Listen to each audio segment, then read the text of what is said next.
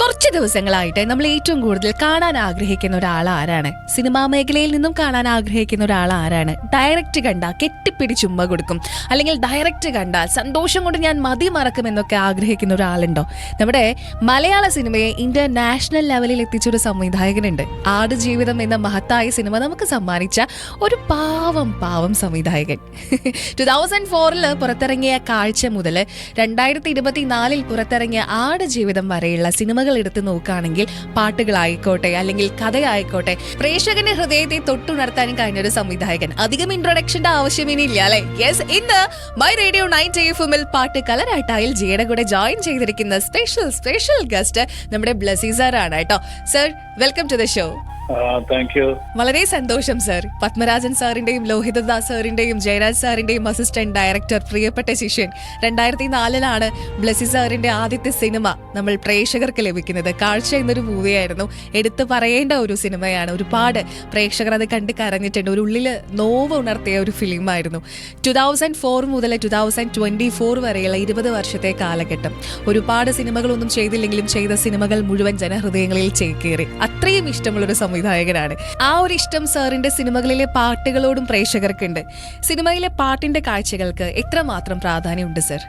എന്റെ എല്ലാ സിനിമകളിലും വളരെ നല്ല പാട്ടുകൾ ഉണ്ടായി എന്ന് പറയുന്നത് വലിയ സന്തോഷമുള്ള കാര്യമാണ്. പ്രത്യേകിച്ച് കാഴ്ചയില് മോഹൻ സിത്താരയാണ് മ്യൂസിക്, കൈതപ്പുറം ദാമോദരൻ നമ്പൂതിരിയാണ് ഇതിന്റെ വരികള്. അപ്പം വളരെ മനോഹരമായ പാട്ടുകൾ നമുക്ക് കിട്ടുകയും അത് സിറ്റുവേഷനോട് ഏറ്റവും കൃത്യമായി ഇണങ്ങുകയും ചെയ്യുമ്പോഴാണ് നമുക്ക് നല്ല രീതിയിൽ അത് വിഷ്വലൈസ് ചെയ്യാൻ പറ്റും.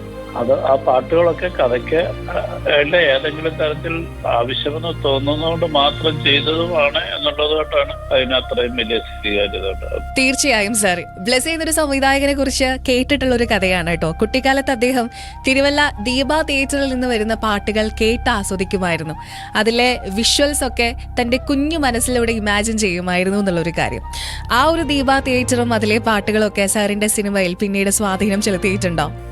അങ്ങനെയല്ല, ഞാനൊരു പാട്ട് പാടാൻ അറിയുന്ന ഒരാളൊന്നും അല്ല. പക്ഷെ എനിക്ക് പാട്ട് കേൾക്കുമ്പോൾ അത് നന്നായിട്ട് ആസ്വദിക്കാൻ പറ്റും. അല്ലെങ്കിൽ ഏത് പാട്ട് ആയിരിക്കും നമുക്ക് നന്നാകുക? പ്രത്യേകിച്ച് ആദ്യമായിട്ടൊക്കെ ട്യൂണല്ലേ കേൾക്കുക, വരികളൊന്നും ഉണ്ടാവില്ലല്ലോ. അപ്പൊ ഇതിൽ നിന്നൊരു നല്ലൊരു സംഗീതം ഉണ്ടാകും, നല്ലൊരു പാട്ടുണ്ടാകും എന്ന് തോന്നുന്ന ചില കാര്യങ്ങളൊക്കെ മനസ്സിലാക്കാൻ പറ്റും. പക്ഷെ എനിക്ക് അങ്ങനെ സംഗീതം അത്ര തീർത്തും ലോഹിയേട്ടനോ മറ്റുള്ളവരൊക്കെ ഇതിന്റെ രാഗങ്ങളെ കുറിച്ചൊക്കെ പറയുന്ന പോലെ ഒന്നും എനിക്ക് അത്രയൊന്നും അതിനെ കുറിച്ച് വലിയ ഡീറ്റെയിൽ സംസാരിക്കാനൊന്നും അറിയില്ല. 2004, 2005, 2006 കാഴ്ച, തന്മാത്ര, പളുങ്ക്. സാറിന്റെ 3 സിനിമകളും എടുത്തു നോക്കുകയാണെങ്കിൽ അതിൽ സംഗീത സംവിധായകനായിട്ട് വന്നിരിക്കുന്നത് മോഹൻ സിത്താര സാറാണ്.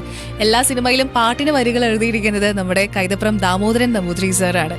ഈ 3 സിനിമകളിൽ സാറിന് ഏറ്റവും കൂടുതൽ ഇഷ്ടപ്പെട്ട പളുങ്ക് എന്ന് തോന്നിയിട്ടുള്ള ഒരു ഗാനം ഏതാണ് സർ? പറയുമ്പം ഏറ്റവും എന്ന് പറയുമ്പം ഒന്നല്ലേ, പലതാവാം. അതെ, കുഞ്ഞെ നിനക്ക് വേണ്ടി എന്ന് പറയുന്ന പാട്ട് ഒരുപാട് നമ്മള് ചേർത്ത് വെക്കുന്ന പാട്ട്. കാരണം അത് ആ പാട്ടിനോടൊപ്പം അതിന്റെ വരികളും ഒപ്പം തന്നെ അതിന്റെ കഥ പറയുന്നതിന് വേണ്ടി ഉപയോഗിച്ചിട്ടുള്ള ദൃശ്യങ്ങളും ഇതൊക്കെ എനിക്ക് കാഴ്ചയിൽ വളരെ പ്രിയപ്പെട്ടതാണ്. തന്മാത്രയിലാണെങ്കിൽ ഇതളൂർന്ന് വീണ പന്നന്തൃതളങ്ങൾ തിരികെ ചേരുമ്പോലെ എന്ന് പറയുന്ന ലാലേട്ടൻ തന്നെ പാടിയ പാട്ട്. അതിൽ ഒരുപാട് പാട്ട് മിണ്ടാതടി,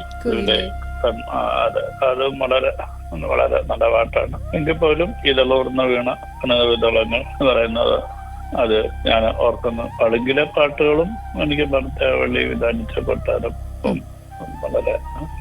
ഏറ്റവും ഇഷ്ടപ്പെട്ട പാട്ടിനെ കുറിച്ച് ചോദിച്ചപ്പോ നമ്മുടെ ബ്ലസി സാർ നമ്മളോട് പറഞ്ഞത് തന്മാത്ര എന്ന മൂവിയിലെ ലാലേട്ടൻ പാടിയ പാട്ടാണ് ഏറ്റവും ഇഷ്ടമെന്നാണ്. എന്തുകൊണ്ടായിരിക്കാം ഈ പാട്ട് ഇത്രയും ഇഷ്ടപ്പെടാനുള്ള ഒരു കാരണം? കേട്ടാലോ? അതിന്റെ സിറ്റുവേഷൻ പറയുമ്പോ ഞാൻ തിരുമേനി അടുത്ത് പറഞ്ഞു, ഈ ഒരു ചെടിയുടെ പൂവും ഇലയും കായും ഒക്കെ കുറച്ച് കഴിയുമ്പോൾ അത് പൊഴിഞ്ഞ് അതിന്റെ ചൂട്ടിലാണ് വീഴുക.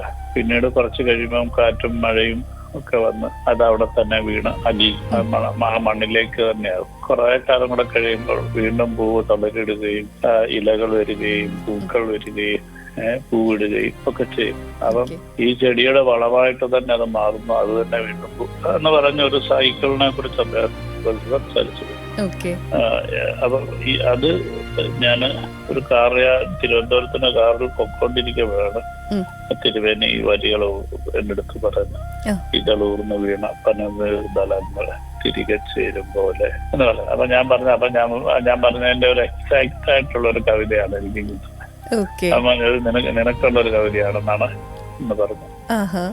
അപ്പം അതുകൊണ്ട് തന്നെ എനിക്കത് വളരെ പ്രിയപ്പെട്ടതാണ്. സർ, ഇതളൂർന്ന് വീണ എന്ന് തുടങ്ങുന്ന ഒരു ഗാനം മോഹൻലാൽ സാറിനെ കൊണ്ട് തന്നെയാണ് പാടിപ്പിച്ചിരിക്കുന്നത്. അതിന് പിന്നിൽ എന്തെങ്കിലും ഒരു രഹസ്യമോ അല്ലെങ്കിൽ അറിയാ കഥകളെങ്ങാനും ഉണ്ടോ? അല്ല, അതിന്റെ ഒരു രഹസ്യം എന്ന് പറഞ്ഞു കഴിഞ്ഞാൽ അതിനെ കുറിച്ച് എന്റെ അടുത്ത് പലരും കമന്റ് പറഞ്ഞു. അത് മറ്റാരെങ്കിലും കൊണ്ട് പാടിപ്പിക്കണം, എന്നാലാണ് ഇത് നന്നാവുക, ശരിയാവുക എന്നൊക്കെ നമുക്ക് പല അഭിപ്രായങ്ങളൊക്കെ ആയിട്ട് പിന്നിൽ വന്നാണ് നമ്മളത് പാടിക്കാൻ ശ്രമിച്ചത് വേണം, പാടിച്ചത് വേണം. വിജയിച്ചെന്നാണ് അത് പാടിയത് വേണം. പക്ഷെ ഇങ്ങനെ എനിക്ക് അത് അദ്ദേഹത്തിന്റെ ഒരു രോഗാവസ്ഥയിൽ അദ്ദേഹം ഒരു യാത്രാ പറച്ചില് പാടുന്ന ഒരു പാട്ടാണത്. അപ്പം അവിടെ ആ പാട്ടിന്റെ ഒരു മറ്റു ലയങ്ങളെക്കാൾ കൂടുതൽ ആ പാട്ട് ഉണ്ടാക്കുന്ന ഒരു വേദനയുണ്ട്. അത് അയാളുടെ ശബ്ദത്തിൽ തന്നെ ആകുമ്പോൾ ഉണ്ടാകുന്ന ഒരു വിങ്ങലും തേങ്ങലും ഒക്കെ ഉണ്ട്. അതെനിക്ക് കിട്ടുവാനായിട്ട് കഴിയുന്നത് അദ്ദേഹം തന്നെ പാടിയതുകൊണ്ടാണ്. ഒരുപാട് പടങ്ങൾ ചെയ്തു, ഒരുപാട് പാട്ടുകൾ കേട്ടു. സാറിനെ ഏറ്റവും കൂടുതൽ ഭ്രമിപ്പിച്ച ഒരു പാട്ടുണ്ടോ? അത് പെട്ടെന്നൊരു ചോദ്യത്തിൽ പ്രയാസമാണ്, എങ്കിലും പലതും ഉണ്ട്. അങ്ങനെ പാട്ടില് ഒരുപാട് അതിന്റെ ഒരു മ്യൂസിക് കൊണ്ട് ഒരുപാട് നന്നായിട്ടുള്ളതാണ്. പിന്നെ ശലഭമായി ഉയരുവാൻ മലരിനും മോഹമായി മോഹനി സാറ് കളിമണ്ണിന് വേണ്ടി എഴുതിയ പാട്ടാണ്. ലാലി ലാലി ഒക്കെ. അപ്പൊ ശലഭമായി ഉയരുവാൻ മലരിനും മോഹമായി ഞാൻ ഒരുപാട് ഇഷ്ടപ്പെടുന്ന ഒരു പാട്ടാണ്. എപ്പോഴും കേൾക്കാൻ ആഗ്രഹിക്കുന്ന ഒരു പാട്ടാണോ അത്? ഓക്കെ. ഇപ്പോ കളിമണ്ണിന്റെ കാര്യം എടുത്ത് നോക്കുകയാണെങ്കിലും പ്രണയത്തിന്റെ കാര്യം എടുത്ത് നോക്കുകയാണെങ്കിലും സാറിന്റെ ഈ രണ്ട് ഫിലിംസിലും എം ജയചന്ദ്രൻ സാറും ONV സാറിന്റെ ഒരു കോമ്പിനേഷനാണ്, അല്ലെങ്കിൽ അവരുടെ ആ ഒരു എന്താ പറയാ, അത്രയും പവർഫുൾ ആയിട്ടുള്ള പാട്ടുകളാണ് നമ്മൾ കണ്ടത്. ഈ രണ്ടു പേരുടെയും ഈ സിനിമയിലേക്ക് കൊണ്ടുവരാൻ എന്തെങ്കിലും ഒരു കാരണമുണ്ടോ? രണ്ടുപേരെയും പ്രണയം എന്ന സിനിമയാണ് എം ജയചന്ദ്രനുമായിട്ട് നമ്മൾ തുടങ്ങുന്നത്. അപ്പം അതിലേക്കുള്ള ഡിസ്കഷനും ആ സിനിമയുടെ സ്ക്രിപ്റ്റും കാര്യങ്ങളൊക്കെ ഞാൻ സംസാരിക്കുകയും മനസ്സിലാക്കുകയും ചെയ്തപ്പോൾ ആ ജയന്തള ട്യൂണുകളിലേക്ക് വരുമ്പോൾ ആരാണ് എഴുതുന്നത് എന്നുള്ളതായി അടുത്ത ഒരു ചോദ്യം. അപ്പം പ്രണയം എന്ന ഒരു വാക്ക് പോലെ തന്നെ വളരെ മനോഹരമായ ഒരു ബന്ധത്തിന്റെ കഥ പറയുന്നതിന് ഏറ്റവും അനുയോജ്യമായ ഏറ്റവും പ്രണയഗാഥകൾ എഴുതിയിട്ടുള്ള ഒരാളെന്നുള്ള രീതിയിൽ അത് കുറുപ്പ് സാറല്ലാതെ നമുക്ക് പെട്ടെന്നാരും ചിന്തിക്കാൻ പറ്റുന്നതായിരുന്നില്ല. യെസ്, പ്രണയത്തിന്റെ കാര്യം പറയുമ്പോൾ നമുക്ക് പെട്ടെന്ന് ഓർമ്മ വരുന്നത് ONV സാറിനെ തന്നെയാണ് കേട്ടോ. ഐ മിസ് യു എന്ന ഇംഗ്ലീഷ് വാക്കിന് ഏറ്റവും മനോഹരമായിട്ടുള്ള ഒരു വാക്ക് നമുക്ക് സമ്മാനിച്ച വ്യക്തിയാണ് അരികിൽ നീ ഉണ്ടായിരുന്നെങ്കിൽ എന്ന്. ദേശീയ സംസ്ഥാന ഫിലിം അവാർഡ്സ് അടക്കം നിരവധി അവാർഡുകൾ കരസ്ഥമാക്കിയ നമ്മുടെ പ്രിയപ്പെട്ട സംവിധായകൻ ബ്ലെസി സാറിന്റെ സിനിമയിലെ പാട്ടിന്റെ വിശേഷങ്ങളാണ് നമ്മളിപ്പോ കേട്ടുകൊണ്ടിരിക്കുന്നത്. Welcome back to my radio 90 FM. കേട്ടറിഞ്ഞ് കൂട്ടുകൂടാൻ കൂടെ പാട്ട് കലരാട്ടായിൽ ഉങ്ങളുടെ സ്വന്തം RJ ജിയ. എന്നോടൊപ്പം പാട്ടിന്റെ വിശേഷങ്ങൾ ഇനിയും പറഞ്ഞു തരാനായിട്ട് ബ്ലെസി സാർ ഉണ്ട്. സാറിന്റെ വൺ ഓഫ് ദി ബെസ്റ്റ് മൂവിയാണ് കളിമണ്ണ്. ഈ ഒരു കളിമണ്ണിലെ പാട്ടുണ്ട് കേട്ടോ. സാധാരണ നാട്ടുമ്പുറങ്ങളിലൊക്കെ കുട്ടികളെ ഉറക്കാനായിട്ട് നമ്മൾ കേട്ടിട്ടുള്ളത് ആരാരിരാരോ രാരാരോ ഒക്കെ പറഞ്ഞിട്ടാണ്. പക്ഷെ ഈ മൂവിയിലേക്ക് എത്തുന്ന സമയത്ത് ലാലി ലാലി ലാലി ലാലി ലേലോ എന്നാണ് കേൾക്കുന്നത്. എന്താണ് ഈ ഒരു മാറ്റം അനിവാര്യമാണെന്ന് തോന്നാനുള്ളൊരു കാരണം? ഇത് ഞാനും ജയനും കുറുപ്പ് സാറും ONV സാറ് പക്ഷെങ്കിൽ ഞങ്ങളോടൊപ്പം ആയിരുന്നില്ല, എങ്കിൽ പോലും ആ ഫ്ലൈറ്റിലുണ്ടായിരുന്നു. ഞാനും ജയനും ഹൈദരാബാദിൽ നമ്മളിപ്പം പ്രണയത്തിന്റെ ഒരു മ്യൂസിക് അവാർഡ് വാങ്ങിക്കാൻ വേണ്ടി പോവാ. അപ്പം ഞാൻ ജയന്റെ അടുത്ത് നിരുന്നിട്ട് ഞാൻ ഈ പാട്ടിന്റെ സിറ്റുവേഷനൊക്കെ പറയുകയും സംസാരിക്കുകയൊക്കെ ചെയ്യണ്ടായി. അങ്ങനെ സംസാരിച്ച് ഇരിക്കുമ്പോഴാണ് ഞാനിങ്ങനെ ഇത്തരത്തിൽ കിടക്കുന്ന ഒരു മുമ്പിൽ നിന്നുള്ള ഒരു പാട്ടിനെ കുറിച്ച് പറഞ്ഞത്. അപ്പൊ ആണ് ജയൻ എൻ്റെ അടുത്ത് ഈ പറഞ്ഞ ഈ ലാലി ലാലി എന്ന് പറയുന്ന പാട്ട് മൂളുന്നത്. അവിടെ വെച്ച് അവിടെ ഈ ആ ഇരുപ്പിൽ തന്നെ തീരുമാനിക്കുകയാണ്. കാരണം അപ്പൊ അങ്ങനെ ആണ് ആ പാട്ടിന്റെ ജന്മം എന്ന് വേണമെങ്കിൽ പറയാം. ഫ്ലൈറ്റ് വെച്ച് എൻ്റെ അടുത്ത് ചെവിയിൽ മുകളിൽ കേൾപ്പിച്ച ആ ഒരു ഇതിൽ നിന്നാണ് പിന്നീട് അതിന്റെ വരികളുണ്ടാകുന്നത്, മ്യൂസിക്കുകളുണ്ടാകുന്നത്. ഓക്കെ സാർ, സാറിന്റെ സിനിമകൾക്കായി അതിലെ പാട്ടുകൾക്കായിട്ട് ഒരുപാട് ആളുകളോടൊപ്പം വർക്ക് ചെയ്യാനുള്ള ഒരു ഭാഗ്യം ലഭിച്ചിട്ടുണ്ട്.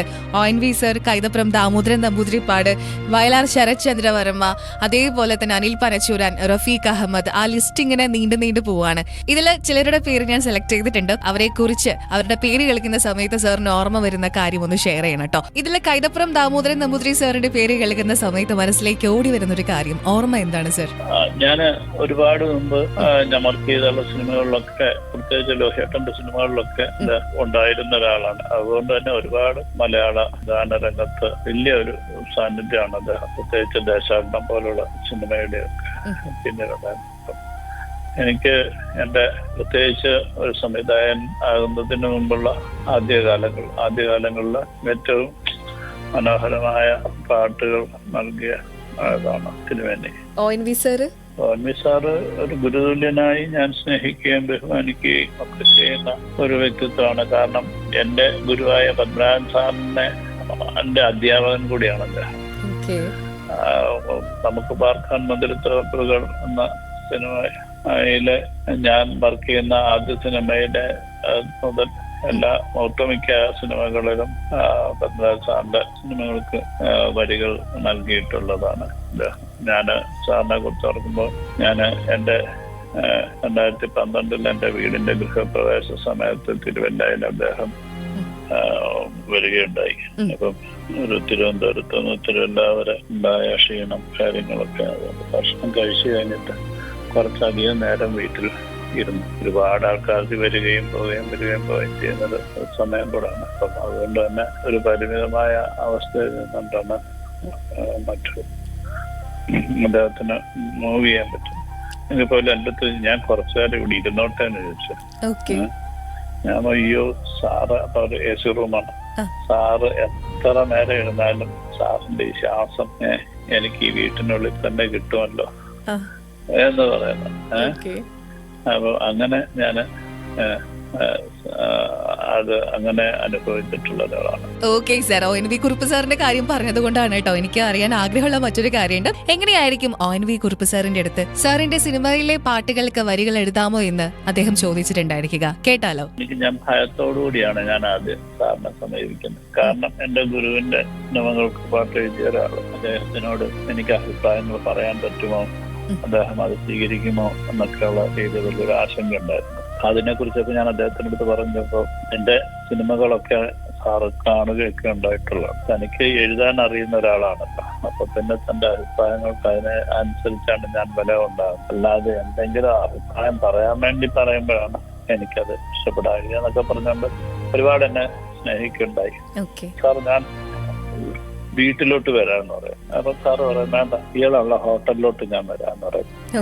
സാറിനെ സംബന്ധിച്ചിടത്തോളം പുറത്തൊക്കെ ഇങ്ങനെ വരിക, ഒരു വണ്ടിയിലൊന്ന് വന്നു പോവുക, പുറത്താൾക്കാരെ കാണുക, സംസാരിക്കുക, അതൊക്കെ ഒരു ആരോഗ്യമുള്ളിടത്തോളം സാർ അത് ചെയ്തിട്ടുള്ളൊരു കാര്യമാണ്. സാറിന്റെ ഓരോ പാട്ടുകളും മനോഹരമാണല്ലോ. പ്രത്യേകിച്ച് ബ്ലസി സാറിന്റെ ചിത്രത്തിലേക്ക് വരുമ്പോൾ കളിമൺ എന്ന മൂവിയിലെ പാട്ടുകളെല്ലാം വളരെ മനോഹരമാണ്, പ്രണയത്തിലെയും. അതെ, ഒരു കുഞ്ഞുറുമ്പ് മഴ നനയവേ വെന്തിറാവ് കൂട നിവർത്തിയോ എന്ന് പറയുന്ന ഒരു ചെറിയ ഒരു വാക്യമാണ്. അപ്പൊ അത് ഞാനും ജയനും കൂടെ സാറ് എഴുതി ആദ്യം തന്ന വരികൾക്കകത്ത് എനിക്കതൊരു ആ വരികളൊക്കെ പകരം മറ്റു ചില കാര്യങ്ങളും മറ്റു ചില ബിംബങ്ങളും ഒക്കെ ആയിരുന്നു അതിൻ്റെ അകത്തുണ്ടായിരുന്നത്. അപ്പൊ അതൊരു എനിക്ക് സാറിനോട് എങ്ങനെയാണ് എനിക്ക് ആ വരികളൊന്ന് മാറ്റണം എന്ന് പറയുക. പക്ഷെങ്കിൽ എനിക്കത് വെക്കുന്നതിനോട് അത്ര താല്പര്യവും ഇല്ലായിരുന്നു. അതും പക്ഷെ ഞാൻ അവസാനം എൻ്റെ ഒരു സ്വഭാവം അങ്ങനെ തന്നെയാണ്. ആരോടാണേലും പറയുക എന്നുള്ള ഞാൻ വളരെ മടിച്ച് ഞാൻ സാറിനടുത്ത് വന്ന് സാറേ ഇതൊന്ന് മാറ്റിയിട്ട് വേറെ എന്തെങ്കിലും ഒരു ബിംബത്തിലേക്ക് കൊണ്ടുവന്നെ നന്നായിരുന്നു എന്നുള്ള രീതിയിൽ ഞാനും വളരെ മാന്യമായിട്ട് സാറിനോട് സംസാരിച്ചു. സാർ അത് പറഞ്ഞാൽ എന്താ നമുക്ക് ചേഞ്ച് ചെയ്യാട്ടോ മാറ്റാമല്ലോ എന്ന് പറഞ്ഞുകൊണ്ട് സാറ് എഴുതിയതാണ് ഈ വരികള്. ഞാനതിന് വിഷ്വലി ചെയ്തിരിക്കുന്നതും ഒക്കെ വളരെ നല്ല രീതിയിൽ എനിക്ക് ഇഷ്ടമായിട്ട് തോന്നിയിട്ടുണ്ട്.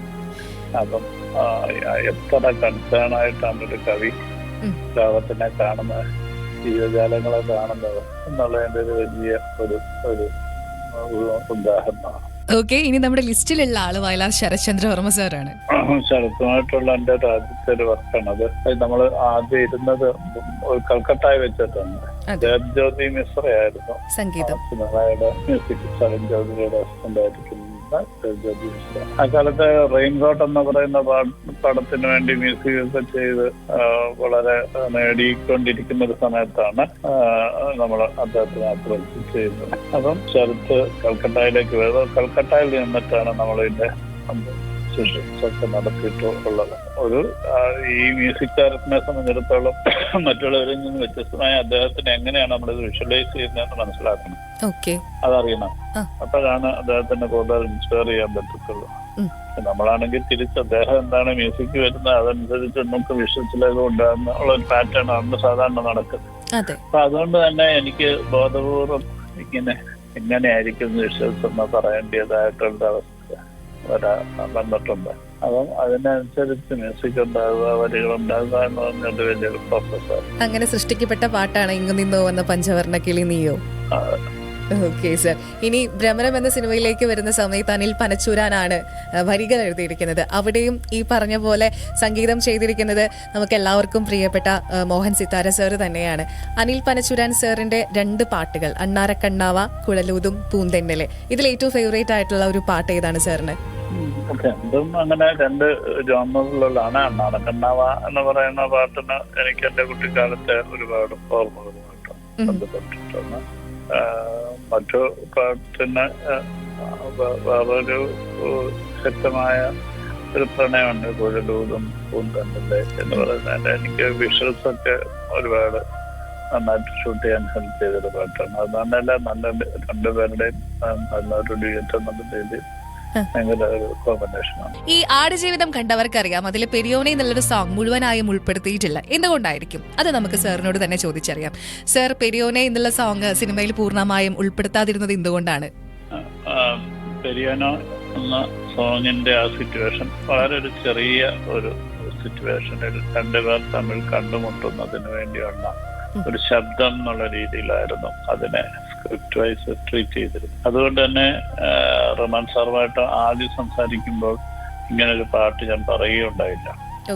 ഇതിന് പകരം ഒരു അക്കാലത്തെ ഏതെങ്കിലും കേട്ട് പഴകിയ ഏതെങ്കിലും ഒരു മാപ്പിളപ്പാട്ടോ കത്തുപാട്ടോ അല്ലെങ്കിൽ അതുപോലുള്ള എന്തെങ്കിലും ആയിരിക്കാം ആ സ്ഥാനത്തെന്ന് വിചാരിക്കുകയും അതിനുവേണ്ടി ഒരു അന്വേഷണം നടത്തുകയും ചെയ്തിട്ടുണ്ട്. പക്ഷെ അതൊന്നും എനിക്ക് അത്രയധികം എന്നെ സ്പർശിച്ചില്ല. അപ്പോഴാണ് ഞാൻ വിചാരിച്ചത് ഇത്രയും വലിയൊരു മ്യൂസിഷ്യൻ കൂടെ ഉള്ളപ്പം അദ്ദേഹത്തിനെ കൊണ്ട് ഏതാനും വരികൾ ചെയ്യിക്കാമല്ലോ എന്ന് വിചാരിച്ച് ഈ സിറ്റുവേഷൻ ഞാൻ പറയുകയും അദ്ദേഹത്തിന് കൊണ്ട് അദ്ദേഹം ആ സിറ്റുവേഷൻ കേട്ടിട്ട് എൻ്റെ അടുത്ത് പറഞ്ഞു, ഇത് റഫീഖിനെ കൊണ്ട് എഴുതിച്ചതിന് ശേഷം നമുക്ക് മ്യൂസിക് ചെയ്യാം, ട്യൂൺ ചെയ്യാം. അപ്പൊ ഞാൻ പറഞ്ഞത് സാധാരണ ഈ കാലങ്ങളിൽ ചെയ്യാറില്ലാത്താണ്.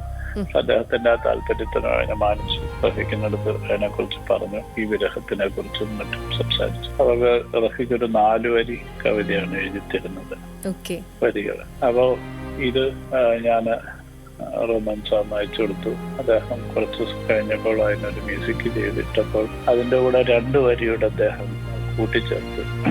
അതാണ് പെരിയോനെ റഹ്മാനെ പെരിയോനെ റഹീം എന്നുള്ള വാക്കുകൾ. അങ്ങനെ ഒരു ആണ് ഒരു മൊത്തം ഒരു 6 വരിയുടെ ലക്ഷണത്തിലെത്തുന്നത്. അപ്പോൾ അത് വളരെ മനോഹരമായി തോന്നി. അപ്പോൾ ഞാൻ പറഞ്ഞു, നമുക്ക് കുറച്ചും കൂടെ ബാക്കിയൂടെ ചെയ്താലോ. അങ്ങനെ പറഞ്ഞു. അപ്പം കുറച്ച് വരികളൂടെ എഴുതി തരാൻ പറയൂ എന്ന് സാറ് പറയുകയും അങ്ങനെ റഫീഖ് വീണ്ടും കുറച്ച് വരികളൂടെ എഴുതിക്കുന്നു. അങ്ങനെയാണ് പെരിയോനെ റഹ്മാനെ എന്ന് പറയുന്ന ഒരു മുഴുനീളം പാട്ട് ഉണ്ടാകുന്നത്. വളരെ മനോഹരമായ ഒരു പാട്ടുണ്ടായി എന്ന് പറഞ്ഞതുകൊണ്ട് ആ സിനിമയിലേക്ക് അത് തിരികെ കയറ്റണം എന്ന് പിന്നീട് എനിക്ക് ആലോചിക്കാൻ പറ്റിയില്ല. അതുകൊണ്ട് തന്നെ പല തരത്തില് ആ പാട്ടിനെ അവിടെ ഉപയോഗിച്ചു. പക്ഷെ എന്നാൽ അതിനെ മുഴുവനായിട്ട് ആൾക്കാരിലെത്തിക്കാനായിട്ട് ഞങ്ങൾ ഷൂട്ട് ചെയ്യുന്ന സ്ഥലം റഹ്മാൻ സാർ സന്ദർശിച്ചപ്പോൾ അദ്ദേഹത്തിനെ വെച്ചിട്ട് ഈ പാട്ടൊരു ആൽബം എന്നുള്ള രീതിയിൽ ഇറക്കാം എന്ന് വിചാരിച്ചുകൊണ്ട് ആണ് ചെയ്തത്. ഷൂട്ട് ചെയ്തിട്ടുള്ള അദ്ദേഹം അതിൽ അഭിനയിക്കുകയും ചെയ്തിട്ടുണ്ട്. അപ്പൊ അത് നമ്മുടെ കാഴ്ചക്കാരുടെ ഒരു മതിയാകാത്ത ഒരു അതിനോ പാട്ടിനോടുള്ള ഒരു സ്നേഹവും ആവേശവും കൊണ്ട് തന്നെയാണ് അതിന്റെ അവസാന ഭാഗത്ത് ഈ റോളിംഗ് ടൈറ്റിൽ വരുമ്പോ ഈ പാട്ട് വീണ്ടും നമ്മൾ കേൾക്കുന്നത്. ശരിക്കും അത് മറ്റൊരു പാട്ടായിരുന്നു, അതിനെ നമ്മൾ റീപ്ലേസ് ചെയ്യുക. ഓക്കെ സാർ, എന്തായാലും നമുക്ക് ലഭിച്ചത് വളരെ മനോഹരമായ ഒരു പാട്ടാണ്. സംഗീത ലോകത്ത് ഒരുപാട് വിസ്മയങ്ങൾ തീർക്കുന്ന ഒരു സംഗീതജ്ഞൻ, പ്ലേബാക്ക് സിംഗർ. യെസ്, പറഞ്ഞു വരുന്നത് മറ്റാരെയും കുറിച്ചല്ല, AR റഹ്മാനെ കുറിച്ചാണ്. ബ്ലെസ്സിയുടെ ആടുജീവിതം എന്ന സിനിമയിലേക്ക് AR റഹ്മാൻ എത്തിപ്പെട്ടത് എങ്ങനെയായിരിക്കും? AR റഹ്മാനെ കുറിച്ചുള്ള ബ്ലെസ്സി സാറിന്റെ ഡെഫിനിഷൻ എന്തായിരിക്കും? സർ, AR റഹ്മാനെ കുറിച്ചുള്ള സാറിന്റെ ഒരു ഡെഫിനിഷൻ എന്താണ്? കഴിഞ്ഞ ഒരു 25 വർഷങ്ങൾക്കുള്ളിൽ ഞാൻ പരിചയപ്പെട്ടതില് ഏറ്റവും ഞാൻ സ്നേഹിക്കുകയും ബഹുമാനിക്കുകയും ആദരിക്കുകയും ചെയ്യുന്ന ഒരു വ്യക്തിയാണ് അന്തരിച്ചുപോയ ഡോക്ടർ ഫിലിപ്പോസ് മാർ ക്രിസോസ്റ്റം, വലിയ മെത്രാപ്പൊലീത്ത. അദ്ദേഹത്തിനെ കുറിച്ചാണ് ഞാനൊരു വലിയ ഡോക്യുമെന്ററി ചെയ്തിട്ടുള്ളത്, 100 years of ക്രിസോസ്റ്റം. അതെ. അപ്പം അദ്ദേഹത്തിലെ ഒരു മനുഷ്യനായി ഞാൻ അത്ഭുതത്തോടുകൂടിയാണ് നോക്കിക്കണ്ടിട്ടുള്ളത്. അതിനുശേഷം ഞാൻ അത്ഭുതത്തോടുകൂടി ഇത്രയും നന്മയും സ്നേഹവും ഒക്കെ മനസ്സിൽ സൂക്ഷിക്കുന്ന ഒരു ലോക പ്രശസ്തനായ ഒരു മനുഷ്യന്റെ എല്ലാ ആളിത്യത്തിനെയും കരുതലിനെയും ഒക്കെ ഇത്രയധികം പിന്നീട് ഒരു വ്യക്തിത്വത്തിനെ ഞാൻ പരിചയപ്പെടുത്തുന്നത് അല്ലെങ്കിൽ ഞാൻ മനസ്സിൽ സൂക്ഷിക്കുന്നത് AR റഹ്മാനാണ്. That's great. ഓക്കെ സർ, ആദ്യത്തെ ഫിലിംസ് ഒക്കെ ചെയ്യുമ്പോൾ ഒരു വർഷത്തെ ഗ്യാപ്പാണ് വരുന്നത്. 2004 കാഴ്ച, 2005 തന്മാത്ര, 2006 പളുങ്ക്. അത് കഴിഞ്ഞ് 2 വർഷം കഴിഞ്ഞിട്ടാണ് കൽക്കത്ത ന്യൂസ് നമുക്ക് ലഭിക്കുന്നത്. പിന്നീട് 1 വർഷം ഗ്യാപ്പിൽ ഭ്രമരം ലഭിക്കുന്നു. പിന്നീടും 2 വർഷം ഗ്യാപ്പിലാണ് പ്രണയം. അത് കഴിഞ്ഞ് 2 വർഷം ഗ്യാപ്പിൽ കളിമണ്ണ്. 1 വർഷം ഗ്യാപ്പ്. ഇങ്ങനെയാണ് സാധാരണ സാറിന്റെ സിനിമകളൊക്കെ പോയിരുന്നത്. പക്ഷേ കളിമണ്ണിന് ശേഷം ആടുജീവിതത്തിലേക്ക് എത്തുന്ന സമയത്ത് അതൊരു 11 വർഷത്തോളാണ് സർ. വൈ സർ ഇത്രയും ടൈം? എനിക്കറിയില്ല, എന്താ സംഭവിച്ചു പോകുന്നല്ലേ. ഈ വർഷങ്ങളുടെ കണക്ക് ഞാനും എടുക്കുന്നില്ല, പക്ഷെങ്കില് അറിയാതെ സംഭവിച്ചു പോകുന്നത്. കുറച്ച് മടിയുണ്ടാകും. പിന്നെ ഞാന് ഒരു വളരെ ടാലന്റഡ് ആയിട്ടുള്ള ഒരു എഴുത്തുകാരനൊന്നും അല്ല എന്നുള്ളത് കൊണ്ട് തന്നെ എനിക്കൊരു കഥ ഉണ്ടായെടുക്കാൻ അതിനുവേണ്ടി ശ്രമിക്കാനായിട്ട് പോലും ഞാൻ സമയം എടുക്കും. കുറച്ചധികം വെറുതെ ഇരുന്ന് കഴിയുമ്പോഴായിരിക്കും ഞാൻ പിന്നെ ഒരു സിനിമ ചെയ്യാൻ എന്നൊക്കെ ആലോചിക്കും. Okay sir, thank you so much. എല്ലാ മംഗളങ്ങളും സാറിന്റെ ലൈഫിൽ ഉണ്ടാകട്ടെ എന്ന് ആശംസിക്കുന്നു. ആടുജീവിതം ഒരു വലിയ ഹിറ്റ് ആവട്ടെ. ഇപ്പൊ തന്നെ 100 കോടി ക്ലബിൽ ഇടം നേടിക്കഴിഞ്ഞു. മാത്രമല്ല ഇനിയും ഒരു പുതിയ സിനിമ ബ്ലെസ് ചെയ്യുന്ന സംവിധായകനിൽ നിന്ന് ഞങ്ങൾ എല്ലാവരും എക്സ്പെക്ട് ചെയ്യുന്നുണ്ട് നല്ല നല്ല പാട്ടുകളും. Once again thank you so much sir. Thank you and happy wish you. My radio 90 FM എല്ലാ ശ്രോതാക്കൾക്കും എന്റെ വിഷുദിന ആശംസകൾ. ഓക്കെ സർ, എനിവേസ് ഒരുപാട് വിശേഷങ്ങളൊക്കെ നമ്മൾ കേട്ടു. ഇനി കേൾക്കാനായിട്ട് പോകുന്നത് AR റഹ്മാൻ സാർ സംഗീതം നൽകിയ ആടുജീവിതം എന്ന മൂവിയിലെ ഒരു പാട്ടാണ് കേട്ടോ. ആ പാട്ടും കൂടി കേട്ട് തിരിച്ചു വരുമ്പോൾ മറ്റൊരു കാര്യം എനിക്ക് പറയാനായിട്ടുണ്ട്. നമ്മുടെ ഷോ ഇങ്ങനെ കേട്ട് സമയം പോയത് അറിഞ്ഞില്ല അല്ലെ? സ്റ്റേഡിയോ, this is my radio 90 FM. കേട്ടറിഞ്ഞ് കൂട്ടുകൂടാം with me RJ Jia on